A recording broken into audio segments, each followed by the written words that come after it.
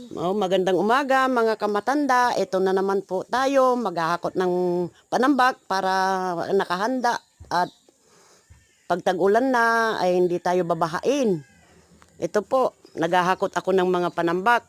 Ilalagay sa harap ng bahay dahil pag tag-ulan, ito na, puro baha. Pumapasok sa loob ng bahay, sa kubo. Kaya mahirap ang buhay ng isang matanda na walang kasama sa buhay. Ako po ay 68 years old na, pero ito, nakakapagbuhat pa rin ng mabibigat. Malakas pa rin. Ang sekreto lang po ay ito, galaw-galaw, trabaho ng trabaho sa araw-araw, umaga at maghapon, gumagalaw para sa kabuhayan.